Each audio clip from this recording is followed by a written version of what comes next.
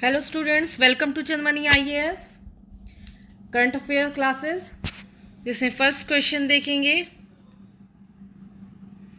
The arc of deforestation hotspot is located in which tropical forest.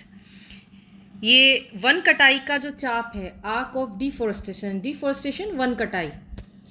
Hotspot is located in which tropical forest, ये कौन से उष्णकटिबंधीय forest में locate है। A Congo, B Sundarban, C Amazon, D Daintree. The arc of deforestation hotspot is located in which tropical forest, इनमें से ये कहाँ है। A B C D. Congo, Africa, Sundarbans, India, Amazon, South America, Daintree, Australia. ये सारे tropical forest दिए हुए हैं, इनमें से आपको लगाना है क्या आंसर है आर्क ऑफ डिफॉरेस्टेशन।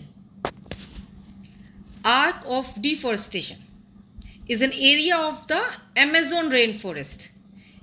ये अमेजोन रेन फॉरेस्ट का क्षेत्र है जहाँ हाई रेट डिफॉरेस्टेशन यानी काफ़ी वनों की कटाई हो रही है, और ये एक चाप का आकार ले लिया है इसने, इसलिए इसको आर्क ऑफ डिफॉरेस्टेशन कहा जाता है।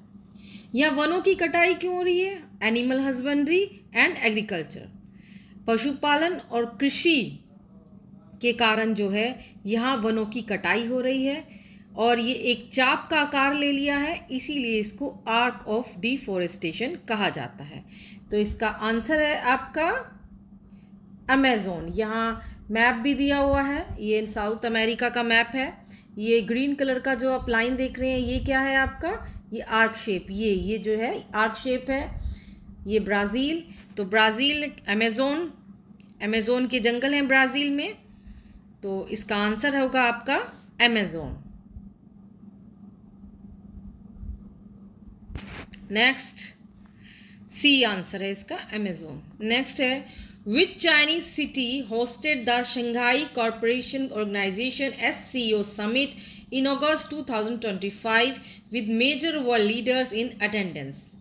SCO शंघाई कॉरपोरेशन ऑर्गेनाइजेशन जो है कहाँ होस्ट किया, किस चाइनीज सिटी में होस्ट हुआ था वो बताना है आपको। बीजिंग, तेंजिन, शंघाई या चेंगडू, कहाँ है आपका? Beijing, Tianjin, Shanghai, Chengdu.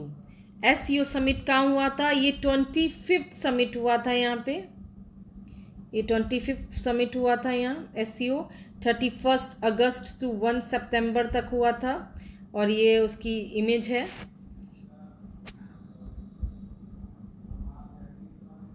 ये है उसकी इमेज,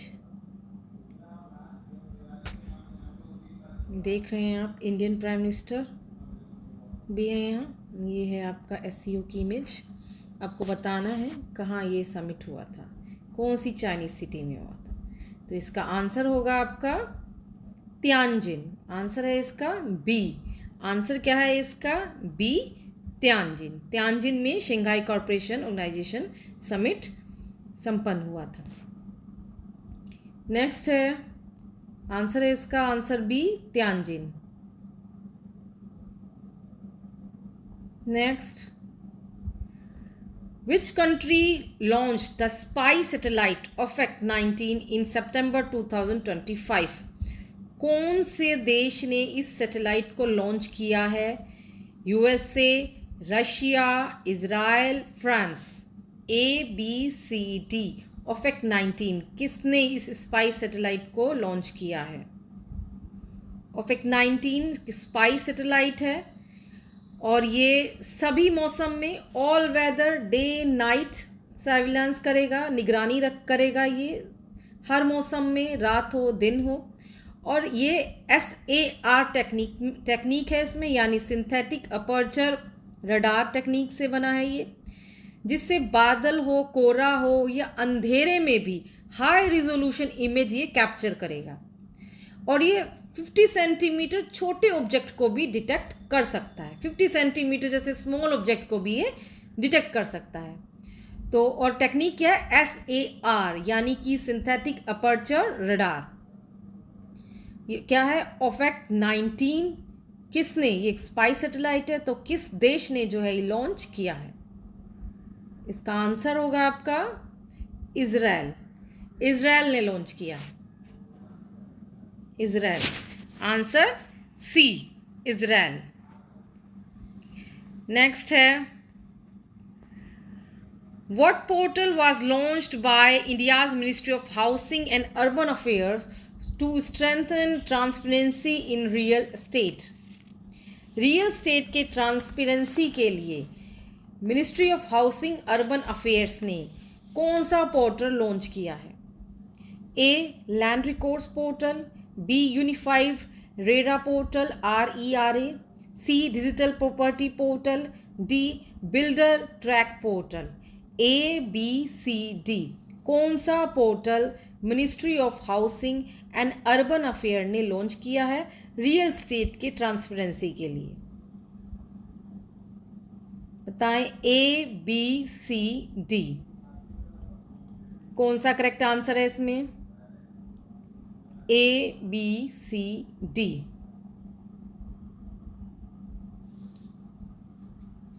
इसका आंसर है आपका बी। इसका आंसर है आपका बी, यूनिफाइड रेरा पोर्टल, यानी कि real estate bracket regulation and development act 2016। ये क्या है? ट्रांसपेरेंसी, पारदर्शिता लाना, अकाउंटेबिलिटी, जवाबदेही, ताकि घर खरीदने वालों की हितों की रक्षा की जा सके। सबसे मेन इसका उद्देश्य यही है, जो घर खरीदने वाले हैं उनके हितों की रक्षा करना। तो क्या है इसका answer? Unified RERA portal, real estate regulation and development act 2016। किसने लॉन्च किया है ये? Ministry of housing and urban affair ने। Next, which G7 country announced recognition of Palestine in September 2005? Which G7 country announced recognition of Palestine in September 2025? किस G7 देश ने Palestine की मान्यता दी है सितंबर 2025 में? इटली ने दी है, जर्मनी ने, फ्रांस ने या जापान ने? इन चारों में से किसने दी है? ये आप देख रहे हैं, ये है इमेज, ये है इज़राइल का, जिसमें ये ग्रीन पार्ट जो है पैलेस्तीन है, लेकिन ये जो पूरा ग्रीन पार्ट है ये पूरा पैलेस्तीन नहीं है। ये गाजा स्ट्रिप है, ये वेस्ट बैंक है, ये जो है एक मिनट, ये गाजा स्ट्रिप है, ये वेस्ट बैंक है। वेस्ट बैंक में भी अब पॉइंट कर करके जो है पैलेस्तीन का पार्ट है। ये पूरा ग्रीन वाला पार्ट पैलेस्तीन नहीं है, इसमें इज़राइल भी है और पैलेस्तीन के भी कुछ ये सेटलमेंट है, इसमें पैलेस्तीन के भी कुछ सेटलमेंट है, और ये गाजा स्ट्रिप जो है ये पैलेस्तीन है। तो इसको किसने मान्यता दी है? G7 कंट्री, कौन सा G7 कंट्री जिसने इसको मान्यता दी है? ये है इज़राइल, और ये आपका है मेडिटेरियन सी, भूमध्य सागर। यहाँ जॉर्डन है आपका, सीरिया है, लेबनान है, यहाँ सिनाई पेनिनसुला है। बताएं इसका आंसर क्या है? कौन सी G7 कंट्री है? इसका आंसर होगा आपका सी, फ्रांस। क्या होगा इसका आंसर? सी, फ्रांस। ठीक है। Next, the Indian government started new rail connectivity projects with which neighbouring country in September 2025? किसने, मतलब इंडियन गवर्नमेंट ने किसके साथ अपना नया रेल कनेक्टिविटी प्रोजेक्ट स्टार्ट किया है? नेपाल के साथ, बी भूटान के साथ, सी बांग्लादेश के साथ, डी श्रीलंका के साथ। वैसे इमेज में आपको समझ में आ रहा होगा कि किसके साथ रेल कनेक्टिविटी हुई है। आंसर ही है इसमें दिया हुआ,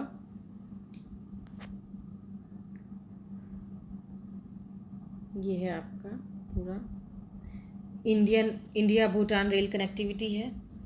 पनरहाट से लेकर सिपसे तक और कोकराझार से लेकर गेल्फू तक ये भूटान का है। ये आपका जो है ये भूटान वाला एरिया है। ये आपका वेस्ट बंगाल, एक कनेक्टिविटी आपकी वेस्ट बंगाल से है और एक कनेक्टिविटी आपकी असम से है।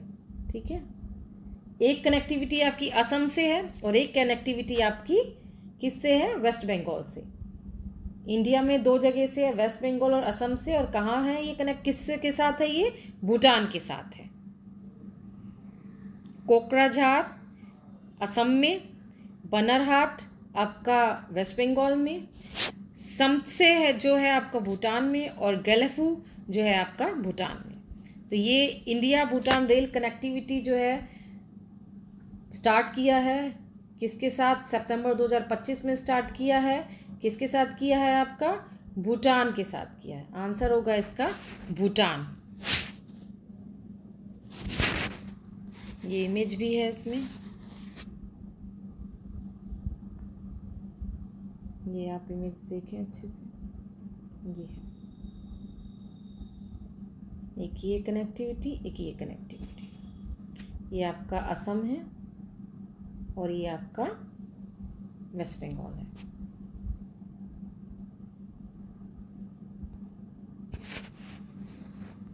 Next, who is the new president of Sri Lanka as of September 2025? Sri Lanka के कौन से नए राष्ट्रपति बने हैं? रनिल विक्रमसिंघे और एक मिनट सजीत प्रेमादासा, गोटाबाया राजपाक्सा या Dinesh Gunawardena? A B C D, Ranil, Sajith, Gotabaya या Dinesh? A B C D, इनमें से कौन श्रीलंका के नए प्रेसिडेंट बने हैं? श्रीलंका के नए प्रेसिडेंट कौन बने हैं इसमें बताना है आपको। A B C D, Ranil, Sajith, Gotabaya या दिनेश?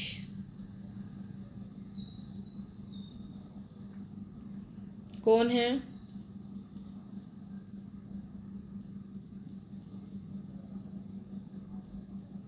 इसका आंसर है ए, रनिल विक्रमसिंघे, रनिल। ठीक है, आंसर क्या है इसका? ए।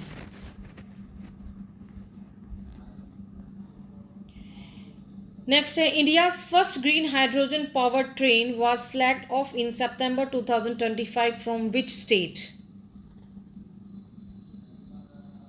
महाराष्ट्र, गुजरात, राजस्थान, उत्तर प्रदेश। अच्छा, इसमें कुछ करेक्ट करना है। यहाँ जो है ये आएगा आपका हरियाणा। हरियाणा जिंद टू सोनीपत में हुआ है। लास्ट अगस्त में जो है ये चालू हुआ है। मिस्टेक है थोड़ा सा, इसमें आप करेक्ट कर लें। India's first green hydrogen power train was flagged of Haryana. ये हरियाणा में 89 किलोमीटर की दूरी है, जिंद टू सोनीपत। क्या है? जिंद to Sonipat, Jind to Sonipat तक का है। तो इसका आंसर क्या होगा? हरियाणा। हरियाणा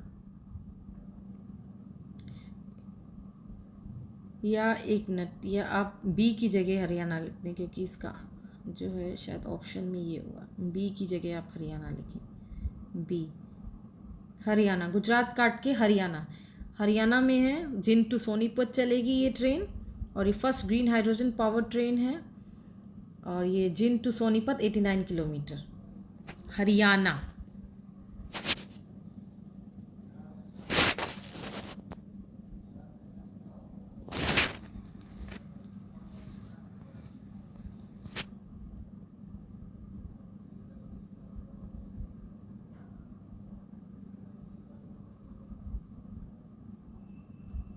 हरियाणा, जिंद टू सोनीपत 89 किलोमीटर। ठीक है, next, the unified RERA RERA यानी Real Estate Regulation and Development Act portal was launched in New Delhi during which meeting of the Central Advisory Council? कौन सी मीटिंग में जो है रेरा पोर्टल को लॉन्च किया गया था? 2nd, 4th, 5th, 6th.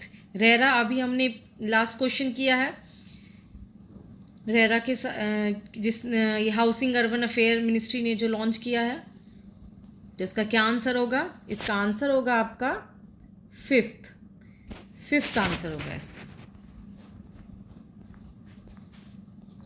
Next and last question. India's first indigenous photonic radar for defence was developed by which organisation? A. ISRO, B. HAL, C. DRDO and D. BEL. कौन सा photonic radar India का first indigenous defence है जिसको विकसित किया गया है? किस ऑर्गेनाइजेशन ने? India's first indigenous photonic radar for defense was developed by which organization?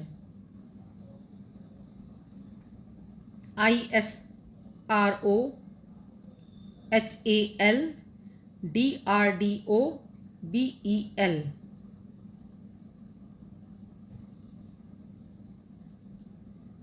India's first indigenous photonic radar किस ऑर्गेनाइजेशन ने डेवलप किया है? इसका आंसर होगा DRDO.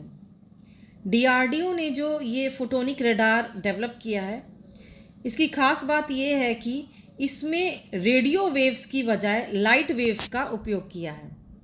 इसमें रेडियो वेव्स नहीं है, इसमें क्या है? लाइट वेव्स है, प्रकाश तरंगे हैं.